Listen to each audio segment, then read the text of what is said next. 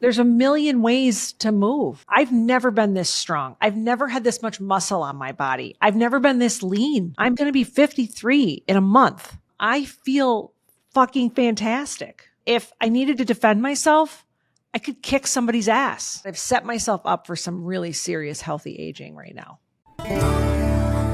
Hi, I'm Sarah Schmidt. I'm 52 years old, and I can honestly say that I have never felt better. For the first 50 years of my life, I navigated some pretty fucking hard things that I like to call my Wholey Schmidt moments. They include things like being diagnosed with cancer, navigating my sexuality, adopting children, two divorces, losing my dad, and having a biological child in my 40s. After decades of some really, really hard work, I have fallen deeply in love with myself and my life. Turns out that embracing the magic and the expansion that comes with getting older, it isn't a bad place to start. I'm here to prove that life doesn't have to decline with age.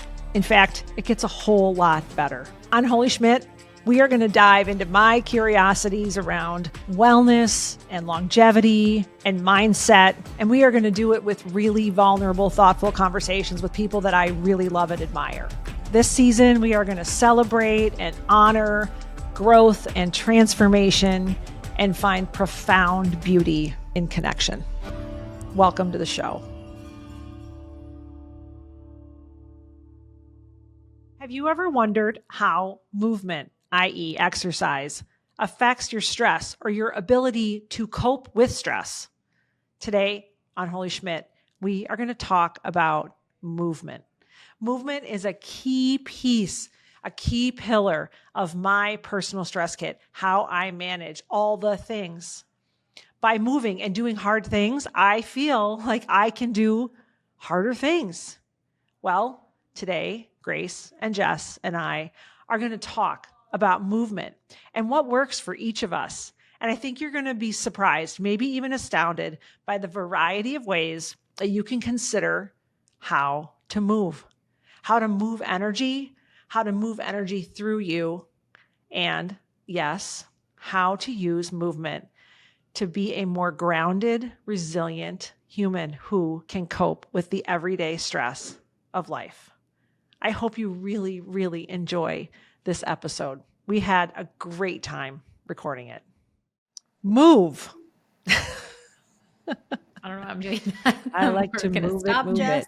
I like to move it. All right, we've been talking about our stress kit all season. One of my favorite things is movement. I'm excited to talk to you guys about this today because I think we each bring such a unique perspective on the value of exercise, fitness, really just movement in the way it helps us manage stress and I think promote like really positive mindset. And I thought it would be fun to have this conversation with you both because we all have very different routines. Mm-hmm. And I think it demonstrates the variety and the options and the different ways that a human being can integrate movement into their lives as a way to, promote their well-being. I love the idea too, and it's taken me a while to get there, that there wasn't one type of movement that was going to be the thing for everyone. Mm-hmm. And it has to look a certain way. It has to be a certain way. And I think when you're younger, you're exposed to so many different modalities, whether you play sports or whether you don't, or whether you work out at a gym or, I think giving yourself that permission to lean into and change and adapt as it goes and as you grow, and listening to what your body needs at different seasons has been so huge for me. Yeah, it is interesting how movement is a part of our identities growing up. Whether you're like a cheerleader or a dancer or you're a basketball player or a soccer player, like we're ingrained at an early age, like you're going to be moving, you're going to be picking a couple of things that you do. There's going to be community integrated in that. There's going to be a sense of fun, a sense of competition, a sense of fitness. And then it's harder as you become an adult and there's like not an opportunity to necessarily do something as a team unless you carry that forward or keep on with, a dance group or whatever. And you have to find your sense of that once again, whether it's through weight training or Pilates or Zumba or doing something online or joining some sort of community space. So it is interesting to think about the redefinition of movement and having to really reclaim it as an adult and not just see it as something like, oh, I did soccer until I was 20 and now I just sit on the couch. How do we keep that going? When I was a kid, there were a lot of kids around me that were very athletically driven and involved in athletics, but I was not one of them. It was sort of funny. It wasn't that I wasn't athletic. I've discovered in my 30s and 40s that I actually am quite athletic. My mom was like super clear, like, no, I'm not driving you all over the place. If you want to participate in X, Y, or Z, ride your bike. Well, that bike ride from the house to practice was, it wasn't a couple blocks. It could have been like 3-4 miles on a county highway with like milk trucks, like tankers going, we lived so far out of town that it was really prohibitive. And, Wisconsin has winter. So there was that, and it's interesting how in my family, learning was emphasized, education, school. That was all, so if I was going to be doing like debate or whatever, I think that would have been a different level of openness to like drive me around. But we still moved like all the time. Like no one sat still. Till the end of the day when you like crashed in front of the TV for a half an hour or an hour. In fact, if I wanted to watch television as a kid, this is crazy. I had two choices. We could pick a gallon bucket of stones out of the garden, like pick rocks. Our huge garden. We had a huge garden and you had to pick up the rocks because otherwise it would hurt. It would ruin the tiller when the tiller went through in the spring and the fall. Or you could do a 5-gallon bucket of weeds out of the garden, and then you could watch TV. Every day? Sure. All winter, all fall, definitely during the spring. How were there still more rocks after? Yeah. Like infinite rocks. They have infinite rocks. They just work themselves up out of the mud. Uh-huh. And so I remember as a kid thinking about what television shows were worth that. Right? And very few. Very, very few. I will say Little House on the Prairie, totally worth it. That was a 1-hour show.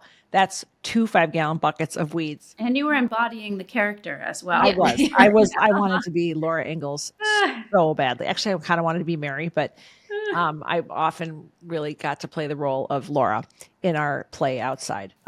Cosby Show, definitely would pick rocks for Cosby Show.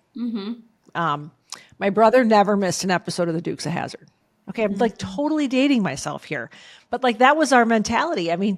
You didn't just sit. You were always doing. Yeah. So, but it wasn't like I went to work out. Right. And I remember my mom did yoga for a while. She had a leotard. That was funny. Wow. Go Barb. And Do you have pictures of this? What'd you say? We have pictures of this? We should. I think there's a picture of her in a leotard. I'm going to see her this weekend. I'm going to ask her for a picture of it. And I know my neighbor, we only had one neighbor in like the vast cornfields that we lived in. She had 5 children and she took a walk every day as if her life depended on it. Wow. I think it did. I think, 4 girls and then a boy, and she walked, but it wasn't like, the whole idea of movement, fitness, lifting, all that stuff. I just grew up around women who were working, doing like, gardening, yard work, farming, canning. Like I never saw people sitting still. And yet no one went to the gym. Right. There's probably less need for it too, because you're living such an active, healthy lifestyle. So I wonder, like, when did things get more sedentary? Is it like when things became more automated, or we got thought economy jobs where we had to sit at a desk? Because it does seem like a clear shift. Like I grew up similarly on a Christmas tree farm. My parents were always like building stone walls and stacking wood, and my punishment was to clean the chicken coop. And like I was also like always doing we're doing a manual labor project, picking up hay and putting it on the cart, like literally always moving. And then I think like sometime around when I got a computer job, I realized like I don't think I've worked out in a year. Like now I have to make this a priority. So like wondering, when did that happen for you guys, when you were like, oh my gosh, movement isn't as easy a thing in my life anymore? College. Throughout high school, I was a cheerleader. I was on the dance and drill team. I played a little tennis. I was still like super busy and active, and I had tons and tons and tons of chores like you, Grace, at home on the weekends. I mean, we had acres and acres of grass to cut and, weeds to rake. And I mean, just lots of physical. College. When I went to college and I gained the freshman 20, I found the gym. And it was the first time I can't think of elliptical machine, whatever it was, treadmill, weights, the weight machines. It was the first time I thought I better start moving or I'm just going to keep getting fatter. I remember going to a couple of aerobics classes, like step aerobics. Okay, I know it was 1990. Okay, guys. My birth year. That was my freshman year of college. Yeah, that was it. When I went to school and we sat in the library all day long, reading, writing, Did it feel like a punishment going to the gym then? I remember feeling like I better do it or else. I Punishment. also remember enjoying it. It felt like I better do it. Very different than how I think about it now. Mine's interesting because I didn't have a super active, farm culture, moving things, whatever. I think I played t-ball. My mom signed me up for soccer. I did gymnastics. And then third grade, cheerleading became the thing that I was doing. But around fifth grade, I gained a little bit of extra weight from coming home from school, watching TV, and I was obsessed with Doritos. And I just had this moment where another kid, my crush at the time, had called me chubby, called me fat. And I was mortified, filled with shame. And then he wound up dating one of my good friends who was very skinny. Granted, this is fifth grade. So, whatever dating means in fifth grade. But it 11. pretty much meant their boyfriend, girlfriend. And this was like a core memory. This stuck with me.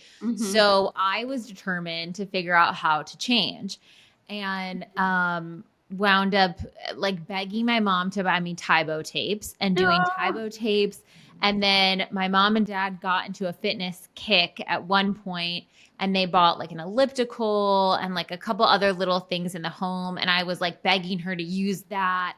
And it got to a place where it was coming from a disordered place. Yeah. It wasn't integrated. No one gave me the ropes of how to do it. I was just I'm going to figure this out. I'm going to solve this problem in my head. And it was interesting. Someone reposted a snippet scene from one of the old Tybo tapes with Billy Blanks and his daughter. And it was a visceral experience rewatching this, because the amount of times that I sat with them in that tape doing the high kicks or whatever, I'm like, whoa, this is so wild. And I think it's really set up my push and pull relationship with movement as an adult, because it felt so forced. It felt so much like punishment when I was younger, that there was a backswing later in life where it was well, I'm not going to force myself to do this. I'm going to only do the things I love, which is hiking and walking in nature. And when it came to being more regimented, there was a lot of resistance within me that I wanted to work out for healthy reasons now, for strength, for energy, to lower my stress, all the good things. It wasn't to change my body. And I still had that inner child that was girl, you used to really misuse the way we work out. I'm kind of scared to let you take charge again. And so I had to really do a lot of internal family systems parts work with those little parts. Even before a workout, I'd be okay, little Jess, we're okay. We're not going to use workout for punishment. This is fun. This is exciting. We feel so good. Let's do 5 minutes. What do we want to do? So fifth grade Jess, doing her Tybo tapes in her tank tops, was my intro to fitness, but it has evolved a lot over the years. That's amazing. It's interesting. First of all, I really appreciate how vulnerable you just were in sharing that. I can only imagine how many people who are listening to this can relate to that experience of feeling like we need to use exercise to kind of whip ourselves, literally whip ourselves into shape, Yeah. And use it as a punishment. I mean, and when we're talking about stress, right? If that's the focus, then we're just going to create more stress for ourselves, more anxiety, because it's never going to be enough, right? We're trying to use a physical solution for a mindset problem, right? And one won't solve the other. Right. And ultimately a self-worth and a self-value thing, which connects back to all of the stress kit pillars. And it's interesting, Jess and I have been talking a little bit about how self-development and self-improvement can come from self-love or it can come from self-hate.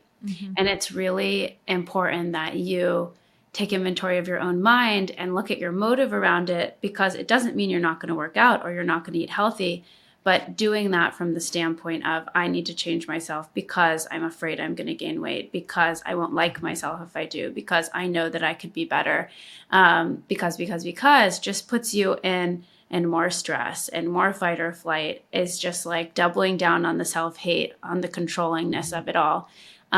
So can we learn to see all these things as an expression of self-love, and let transformation come from that place instead? Yeah. I was gonna say, I think it's hard too, like just thinking of the programming from the culture as well. Like I think about, the Cosmo articles. They used to have like a fold out section with workouts, and it was like, get your summer abs, or it would have a bunch of celebrities with abs, and then it would have like, what were those? It was like the ugly celebrities, and it was celebrities who had gained weight, and it was like the beautiful celebrities and ones that looked most ripped and jacked and all the things. And it's like, what message is that sending to kids and young people who are reading that? And maybe their bodies look like something on the level that they're being critiqued and criticized for, and like how horrible of a message that's sending out, and like what that is feeding. I mean, it's so pervasive in our culture and all of the things on social media, but it just, I think we've had sort of a swing a little bit where it's like, okay, can we accept other body types? Can we accept other ways of being healthy and fit that don't look like a stereotypical image or perspective of things? But I mean, it was really, Sarah, curious from your standpoint too. Like I remember pretty much my whole life, it's always been so like, this is the one standard. Did you feel that even as you were growing up too? Oh, 100%. I mean, I think I talked about this a little bit in the first season of Wholey Schmidt, how I felt so, my whole life, I just felt so other in my body. So like early on, it was just being so tall. I was taller than all the boys for a very long time. And finally in 8th grade, I think a bunch of them shot up and got taller than me. And it was a little bit of a relief because I wasn't the biggest kid in the class. Now I look back at the pictures of myself and I wasn't fat, but I know I felt huge. Okay. So it's such the cognitive dissonance there was profound. And I grew up in a family that was very, very concerned about appearances. I think I told a couple stories in the podcast, the one about my aunt telling me I needed a girdle when I was like in like 4th grade. That was huge, right? Because it was like, oh my gosh, I have a tummy, right? If you look at little girls and the way they stand, they don't suck their guts in.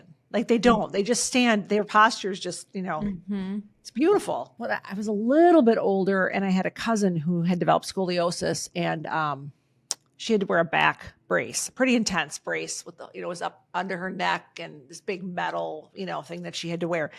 And her dad, who was my uncle, was like obsessed with this, talking about like straight spines and who had them and who didn't. And did anybody have scoliosis and was it not discovered? And whenever he would fixate on a topic, that was interesting to him. And he would just go for it. Right. So I remember being at like a family Christmas party, and he was talking about her scoliosis. She had just gotten her back brace, and I was probably about like 12, and he made me take my shirt off and, bend over and touch my toes so he could show everybody what a straight spine looked like.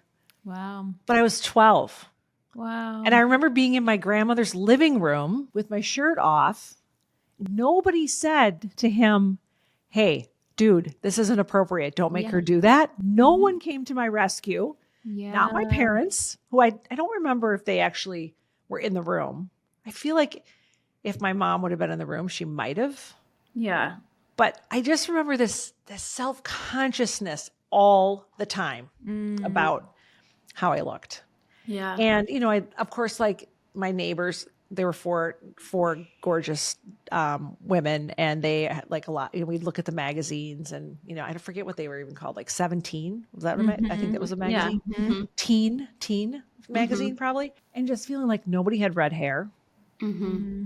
Nobody had freckles. Mm-hmm. Nobody, I just didn't feel like I ever saw myself, Mm-hmm.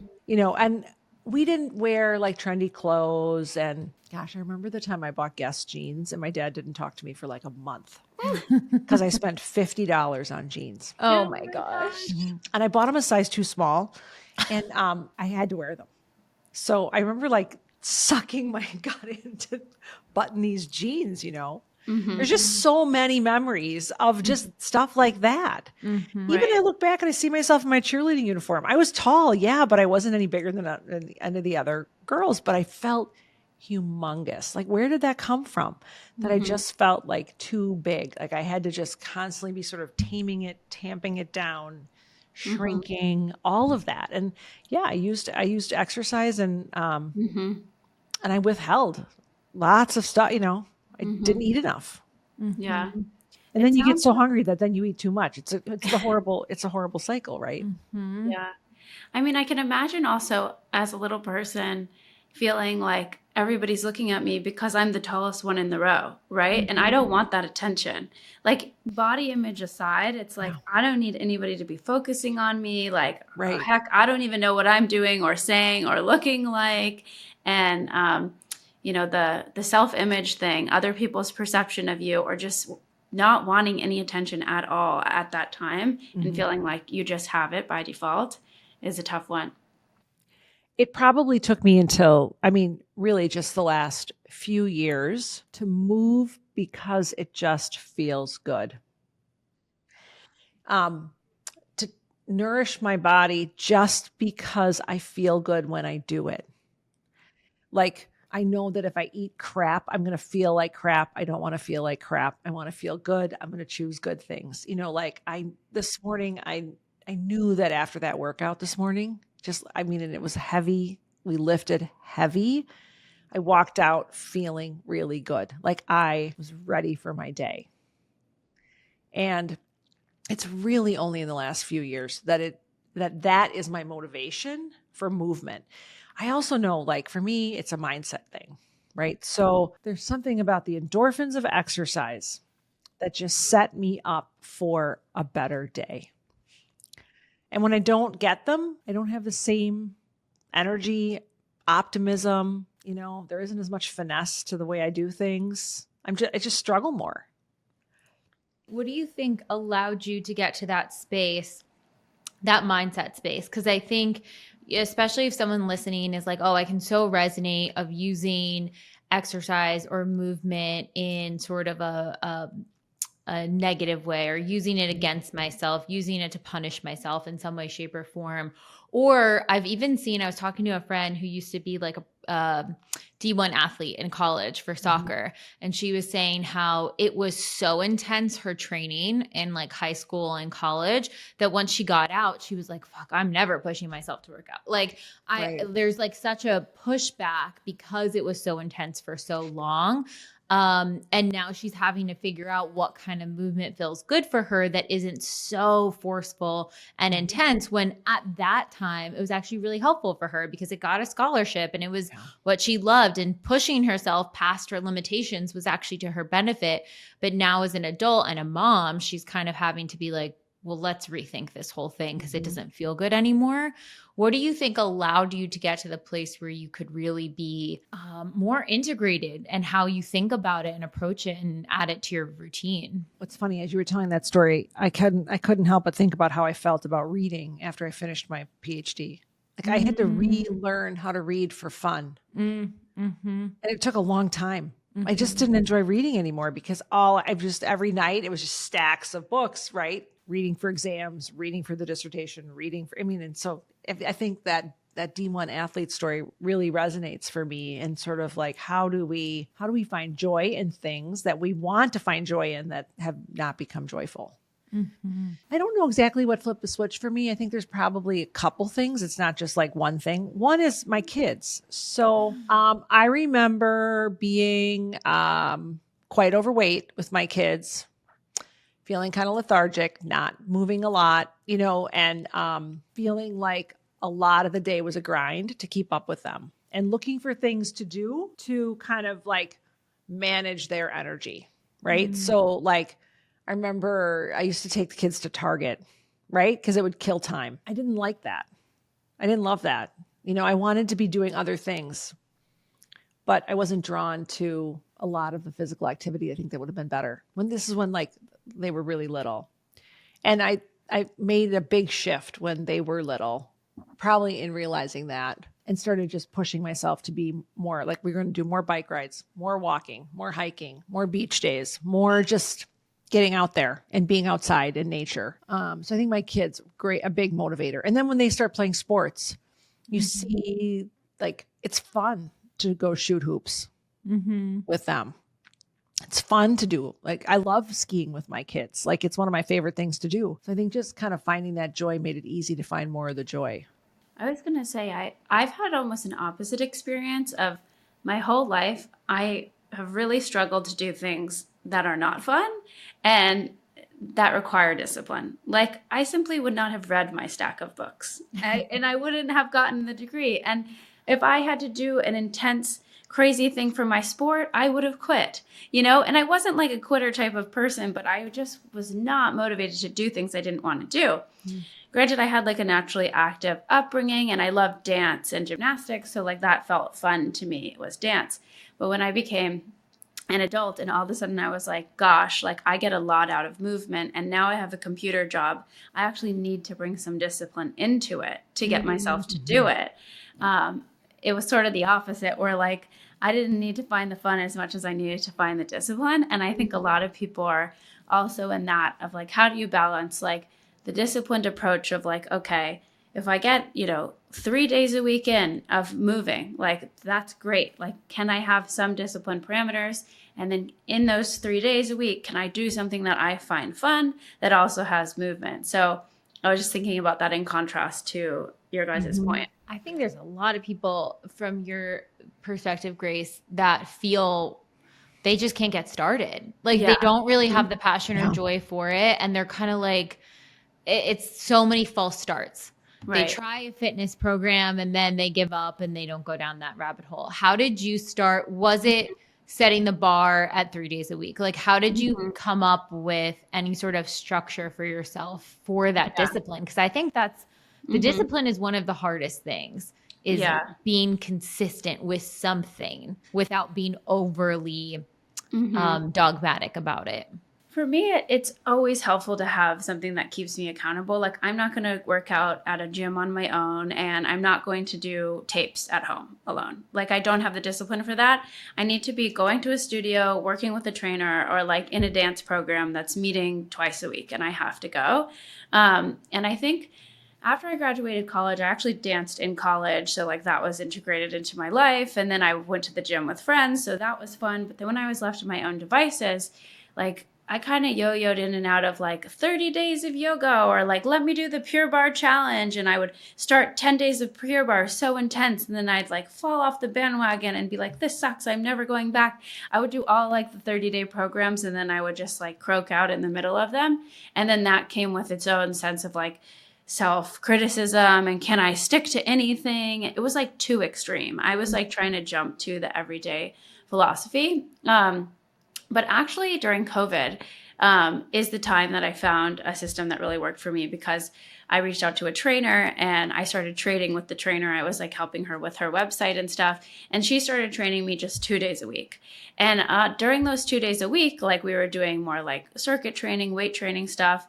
And I remember the first session, I was like, this is really hard. Like, I'm actually not in shape, like I looked pretty good, but like I was not in shape.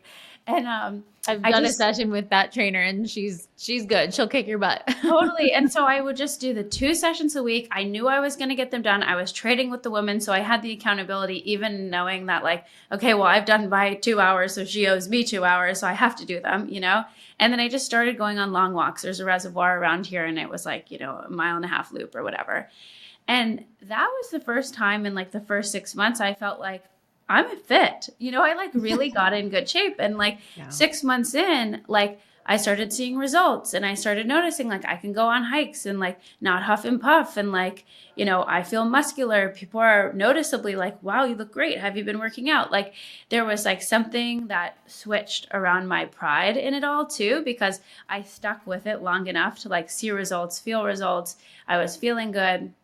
And people started commenting on it too. So like that was kind of a motivating thing. And so I continued on like with that woman. And then I started going to like more boot camp circuit training classes, because I was like, I'm fit. I can do this now. I felt empowered to do it. And I think for some people, it's like, we don't want to do things we're not good at. But once you become good at it, then it becomes fun. Like think about even the skiing, Sarah. It's like, we're all like, oh, skiing sucks. But like now you're amazing at skiing. So it's a blast and you can go fast and it's really fun. I think the same thing comes for working out. And recently I've really transformed my movement practice, and I'm more focused on Pilates, and I did a teacher training and now I have a more disciplined approach with that. And I have a relationship with my trainers. So like, if I'm not going, they're like, what's up? Where are you? Like I have to have the accountability.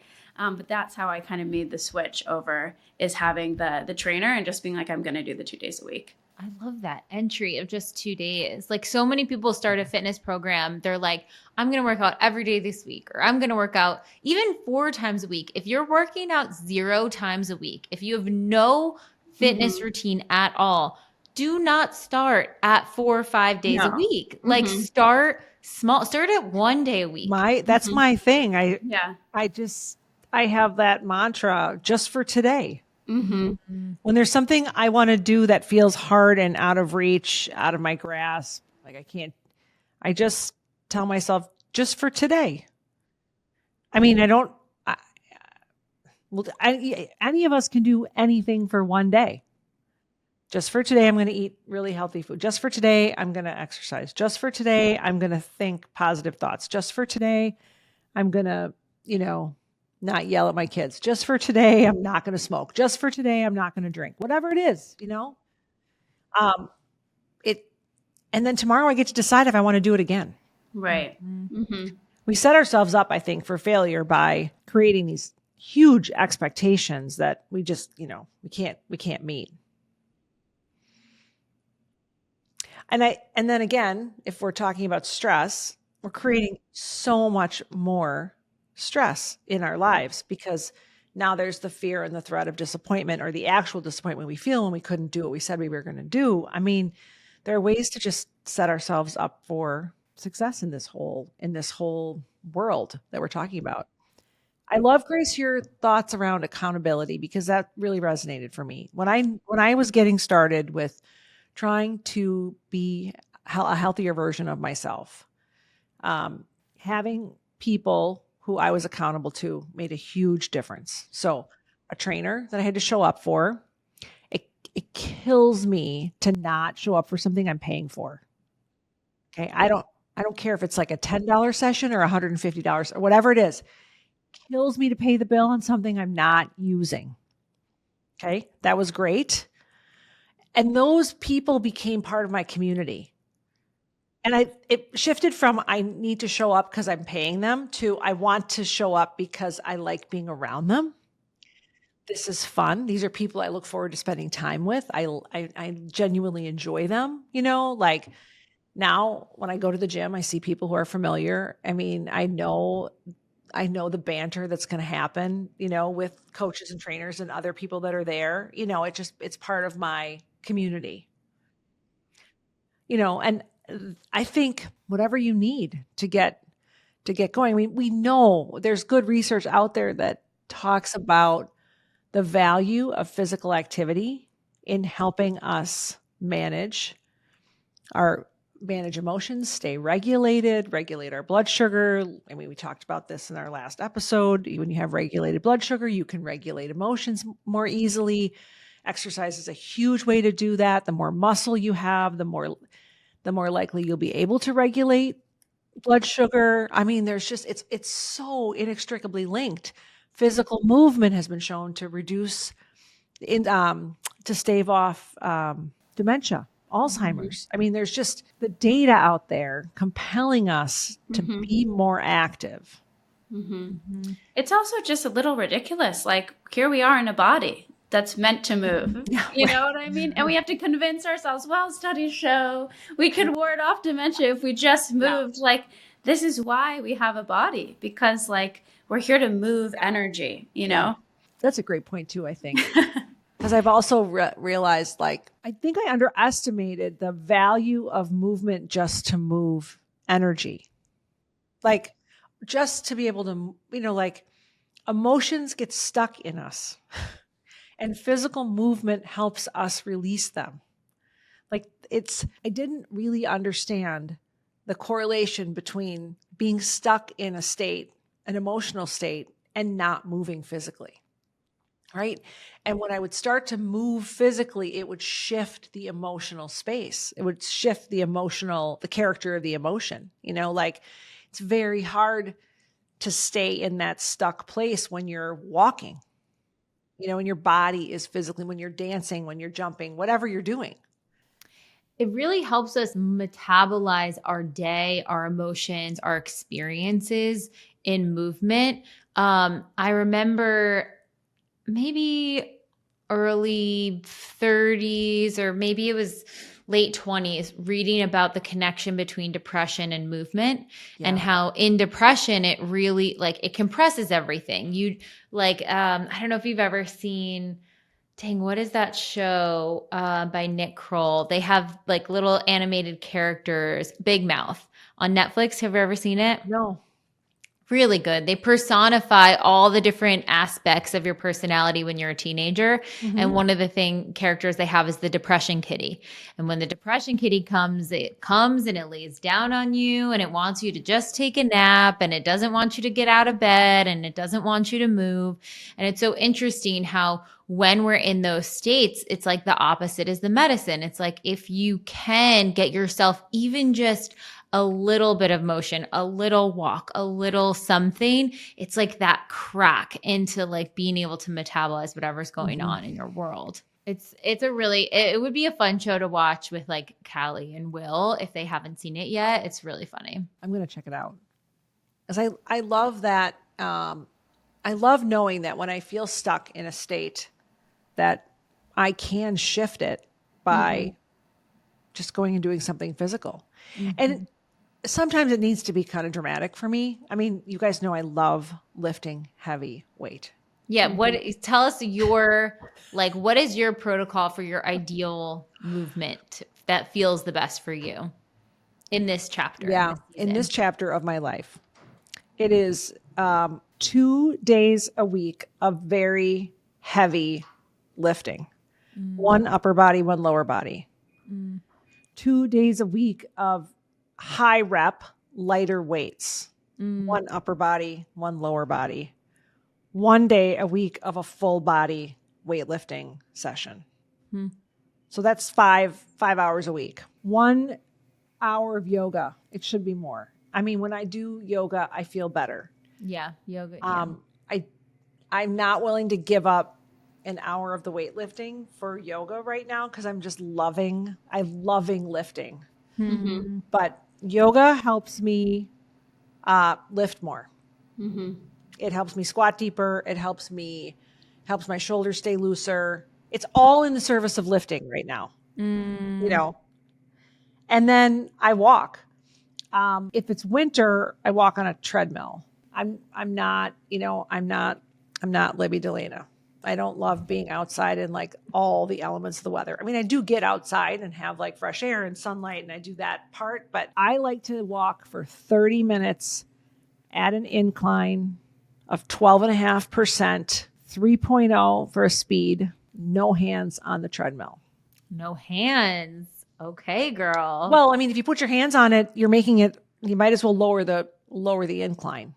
Yeah. So, no hands, 30 minutes. And that's what I do for cardio. Now, I'm busy the rest of the day. I'm, like last night we were playing lacrosse in the driveway with a rebounder. And then we were in the gym shooting baskets and, like swimming or, like on a bike ride or, there's a lot of other activity in my day, but my workout is those things, the lifting, the yoga, the treadmill. It's so interesting how different people need different things because I would be so overtaxed if I did that workout protocol. Mm-hmm. Like I need a much more calming, balanced protocol at this season. Who knows? It might change. Yeah. But it's so interesting how you can see on your face, like you're lit up. You're I want to go to the gym right now. Like I can't wait to lift. You can tell that you use it to process through and to move and to feel empowered.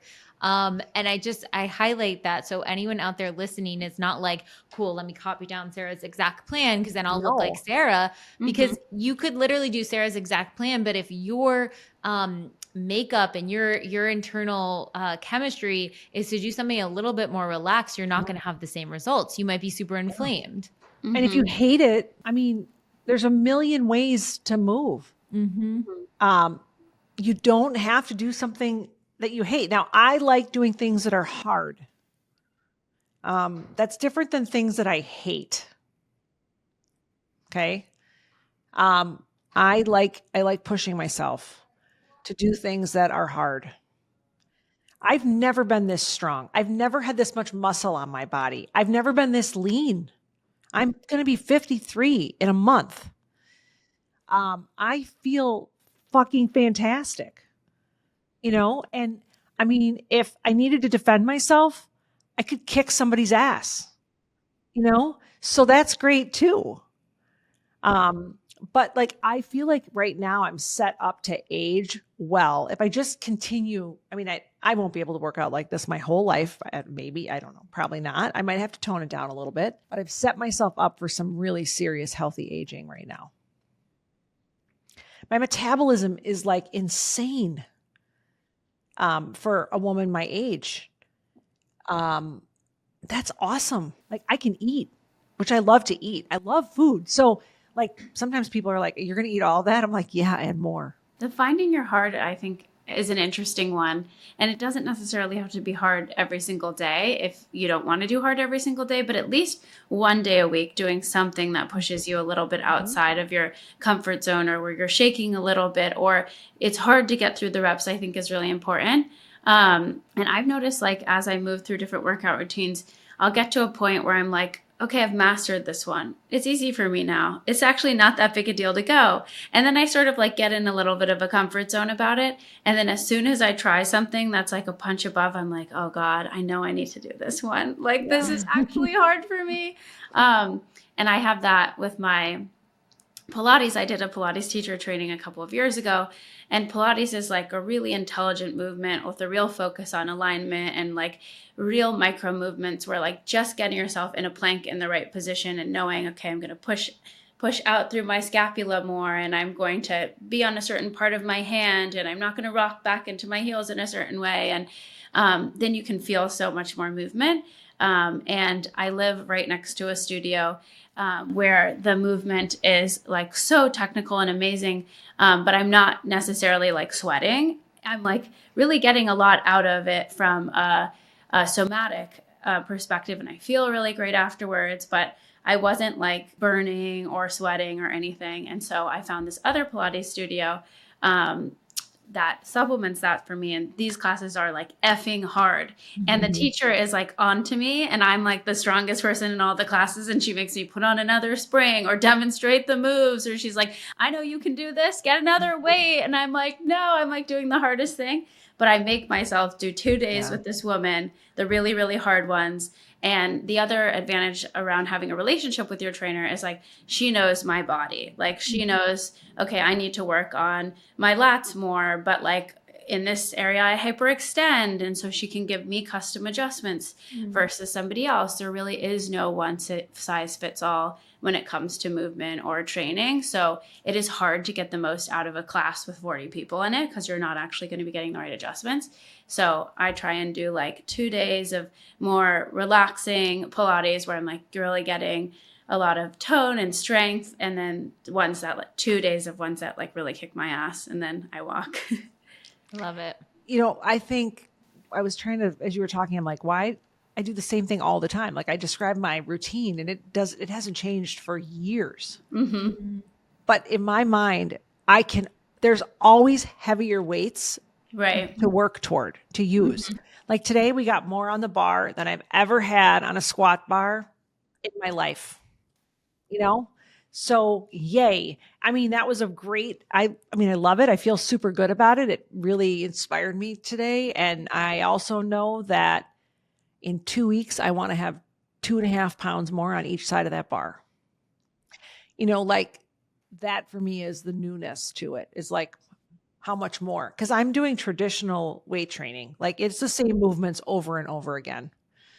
And it's old school, heavy lifting. And really you just keep doing it.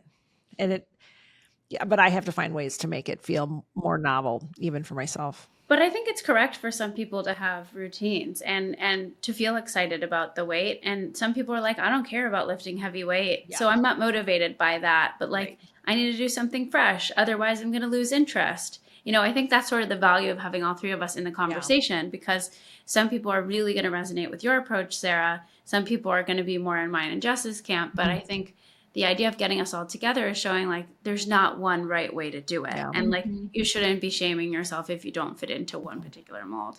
I do worry though about women in particular who are my age, who are not doing any resistance training. And I mean, it is.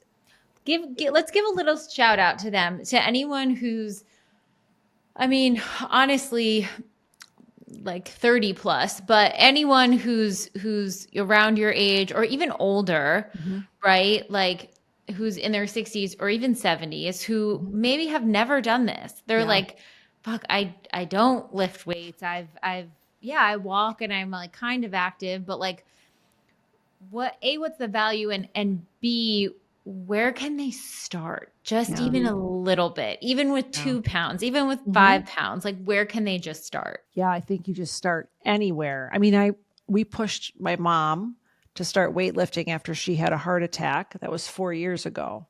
Wow. And how old was she then? 77. 77. So she started lifting weights at 77. Yeah. That is amazing. And, she started just going to the YMCA, got a trainer twice a week. Wow. Because the impact of her heart attack, which was a big dramatic story, and she was in the ICU for 4 weeks and had to learn how to walk again. Big time, right? But she lost her ability to walk, her muscle tone. So what did she start with? 2.5 pounds in her hands.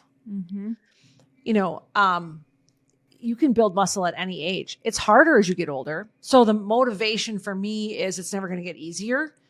And so I'm going to build as much as I can now, because when I'm 60, it's not going to be this, it's going to be a little bit harder, right? And skeletal muscle, the more we have, has been shown to help us live longer. There's a certain point at which if you fall and break a hip, you're likely to die. Like after like 70 or something, you have like a 50% chance of dying if you fall and break a hip. Like it's I don't want to fall and break my hip. So last week when I was skiing, and I had a really friggin' hard fall, which I thought was just whiplash, but I actually had a mild concussion. I whacked my head so hard in my neck. I couldn't lift my head off a pillow without literally doing this, like helping it. It's the only thing I hurt on my whole body. And I cartwheeled 50 feet down the mountain. Crazy. Okay. Crazy. Why did I fall so beautifully? Because I'm so strong. You can start anywhere. I mean, you can pick up a resistance band. You can pick up 5-pound weights. You can do it in your living room. That's my workout routine. I have a Do little it with fitness soup app. cans in your kitchen. Mhm. A gallon of milk. I mean, if you hear like a certain level of like, there's a little bit of desperation in my voice, I can even hear it. Like, please just do something. Because it's real. Like aging is real.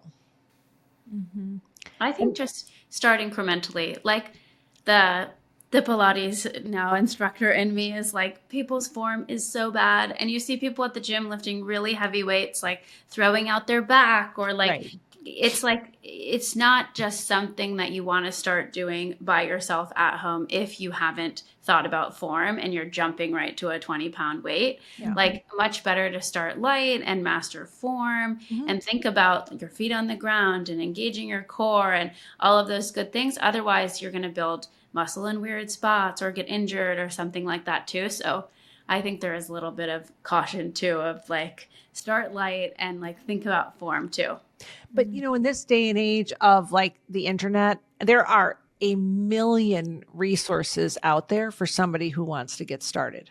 Yeah. Who can help with form and, do it incrementally and help people stay safe. But I mean, if you literally are starting with 5-pound weights, it's, you're not going to hurt yourself, unless you drop it on your foot. Well, I also think too, as someone around that age, like if they've had injuries, right? Like that, like have they had injuries in the past? And so the 5 pounds at the weird angle and they do this and then it triggers that injury or that soreness. And so I think that's where, both of you kind of said you reignited this embodied fitness practice by hiring someone. Now, maybe not everybody can do that, but could you have one session with someone? Is there someone at your local Y? Like, is there, a friend who just happens to know a lot about fitness and health and is willing to just consult with you on like how to do something better around your injury or something? Because I think of those people too, of like, oh, I see the excuses rolling in of like why that doesn't apply to them. And I'm like, let's get those people helped out too. And ChatGPT. I mean, give them a detailed, I don't know how, I haven't used it for this, so disclaimer. But I can imagine if you say, I have this injury, I really want to start building muscle, I'm this age, I'm this, whatever. What is something approachable I could do? Give me some exercises. I'm sure they'll give something. My mom started doing a Tai Chi class. Yeah. Wow. And I mean, gentle movement, right? Yeah. But if you watch people who do Tai Chi seriously, they are very strong. To move that slow and controlled requires a lot of strength. I mean, you can just do body weight stuff, right? Push-ups on your knees or sit-ups on the floor or squats, just squats in the middle of the room with no weight at all. I mean, there's a lot of ways to do this that can be safe and can account for injuries. And I just also want to say that soreness isn't a bad thing either. Like, being sore from a workout is often a sign that you did some work and you got to tear the muscle up in order to build more. And I think not being afraid of that, right, is I think really important when you're going to try new things. Our minds want to keep us in a state of like the homeostasis, familiarity, right? And we really, I think, have to be conscious about how we push through that. One thing I was saying before you hopped on, Sarah, was according to your human design, we all have different energy levels and different ways we are supposed to move. Manifesting generator, your type is definitely the most energetic and the most like consistently has extra energy to burn. And what's really interesting is my mom is also a manifesting generator and she is the same way. She bikes 40 miles a day. She will play 7 hours of pickleball. Like if she does not get it in, she is not okay, and like she logs in her journal, 40 miles a day, 3 hours of pickleball. And she gets like almost insecure. She's like, I have so much energy. Like, why do I have more energy than everyone else? And she's got to get it in. Like when she stays with me in LA, like if she's been at work all day and hasn't moved, like we are lapping the reservoir multiple times and she does her arms before bed. She like watches the Peloton app and she keeps weights here and she does the reps. She will not go a single day without doing the arms. So it's interesting to see your similarities there. And it doesn't have to do with age. It just has to do with like energy, and then generators, it's more about like what lights you up. And when you're doing stuff that lights you up, you have more energy to burn, right? But if you're not doing stuff that doesn't light you up, or if you're not doing stuff that lights you up, then you just have no energy generally, right? And so it's like your whole life sort of hinges on like finding the light up points and building off of that. And then my type manifester is like 200% or 0%. And like an all or none? All or nothing. Like I might be like, I'm going to go to the gym every single day for 2 weeks and then absolutely nothing. And it shouldn't actually really affect me because that's the way my energy functions, is like big burst and then nothing. It's like a big recovery. And I notice if I try and push through the times where I feel exhausted, it's just more exhaustion because I actually do need to recharge and then I have burst again. But if you're interested in human design, I don't know much about the other types. Download Jenna Zoe's app Align, because there's a lot of interesting insight about just like how much energy you might have and how to express it. That feels so true from the generator standpoint, because I think what I've found that works the best for me, at least in this season, is when during the day I have this like craving to do a certain type of movement. I'm either like really wanting to do a intense hike, or I'm wanting to do like slow intentional walks outside, or I'm really like I will tell Daniel, I'm like, do you ever crave just like lifting the bar up like this? And he's like, no. I don't crave that. What are you talking about? It's called And I'm shrugs, like, I really by the need way. to do this. That's a shrug. I really need to do this right now. And I really like it to do these pullbacks. Like, I don't know why, like my body feels like it really wants to do that. And he's like, okay, so like go do that workout. So go do it. Yeah. But it's like, I know it like can feel like it's like ready to go do it. And I'm like, I have to take action then when my body's like actually excited. And also I have the privilege from working from home, so I can kind of fit it into my schedule as it's needed. But that allows me to like not have to be so consistent with the time I work out. I'm not like a regimented, it's 10 a.m. or it's 5 p.m. It's like, when does the mood hit me? And then when it hits me, I'm like, cool, can I move things around and go do it right then and there? That for me feels the best. Feels spontaneous and fun and like, ooh, never know what you're going to get. Love it. I am feeling like I'm very obsessively disciplined as I'm talking to the two of you. And I know that I am. I mean, there's a compulsiveness to my routine. And sometimes I don't know if it's like, this really benefits me, disciplined at all costs. I think there's going to be a point in my life where I'll have a little more balance. There'll be a little more flexibility. There'll be a little more gentleness probably to the way I do things. But it's hard for me to let go of things when I'm feeling as good as I'm feeling. Like we had this whole conversation about supplements, a few weeks ago. And I think I said like, well, I'm afraid not to take them because I feel so great. I have no idea what's actually making me feel good right now. So I'm just going to keep doing all of it because I don't want to not feel this great. And my workout, the way I eat, the way I sleep, all these things I don't know which one is the most important, quite honestly. I know that the routine I'm in is helping me manage a lot of stuff.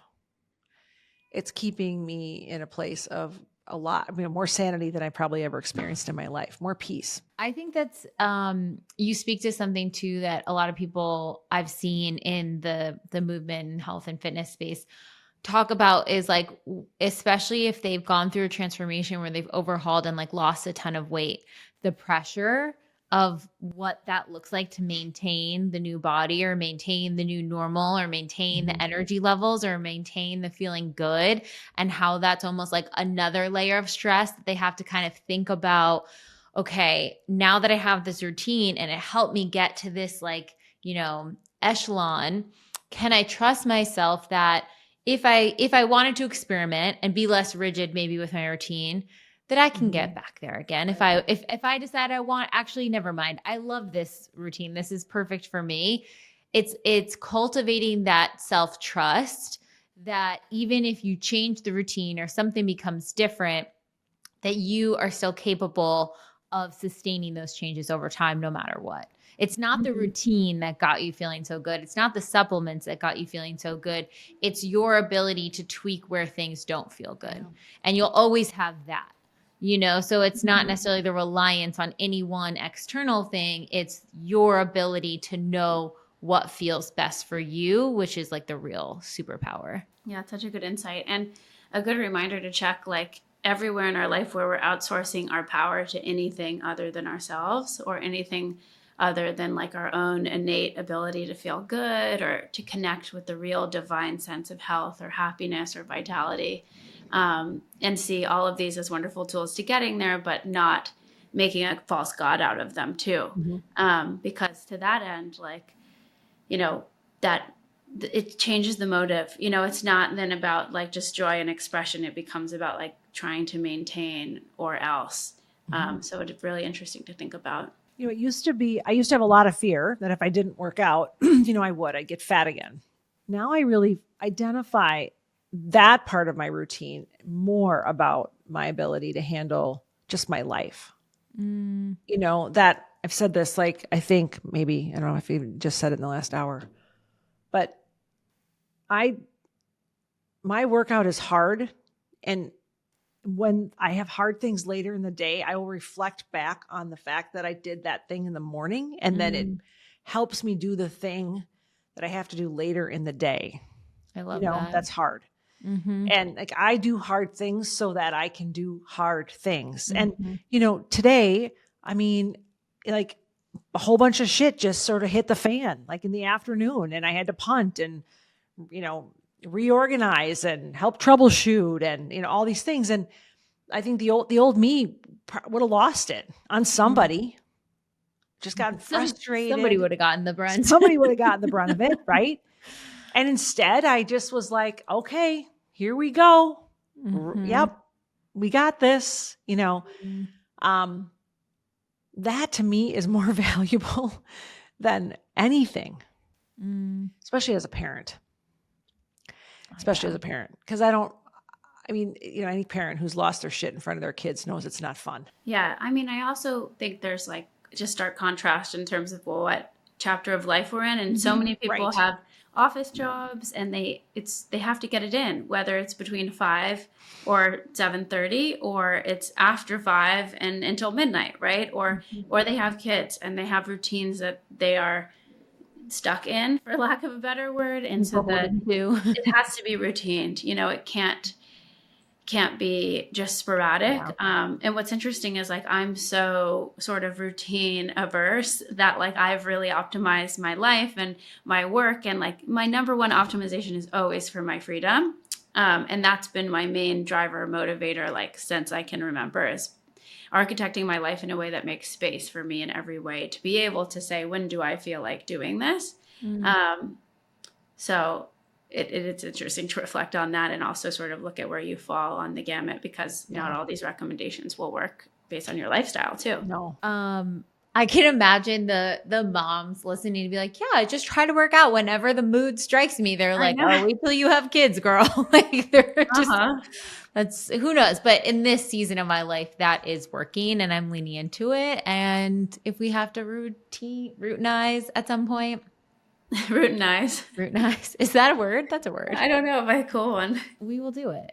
Routinize. Yeah. Make something into a routine. Love that. We will routinize at some point. Yeah. The thing about me with routines is it feels like punishment to me.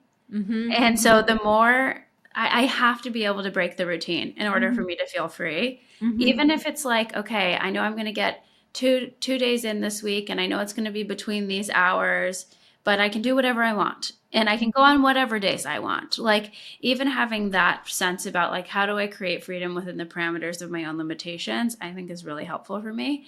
As opposed to like, okay, I signed up for yoga and I always go Monday, Wednesday, Friday. Like knowing that I have that does not make me feel soothed. It makes me feel like trapped and like stuck in this boring routine. So if you're like me at all, like, and don't have as much freedom in your life, like you could sort of bake it in with more parameters too.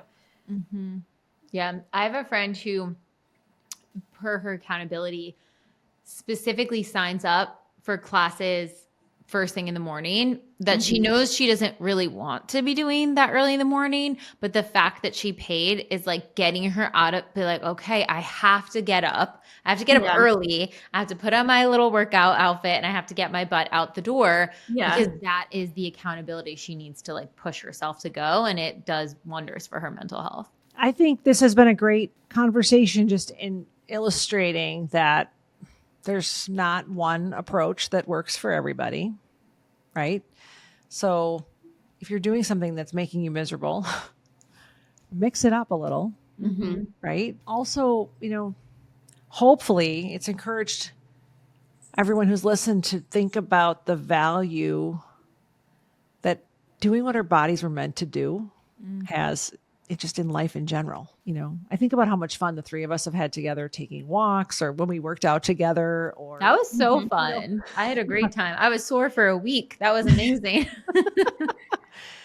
There should be some joy in this. There should be a little hard. It's okay if it's hard. It's okay if you're sore, but the value for me now in movement is the way it helps me live my life well. And I want to keep doing that for as long as possible. And I think once you cross that 50 threshold, you start to think about that a little bit differently, especially if we just know the data on things like, muscle loss happens as you get older. I don't have a lot of options to not be incredibly intentional in my life about how I live it.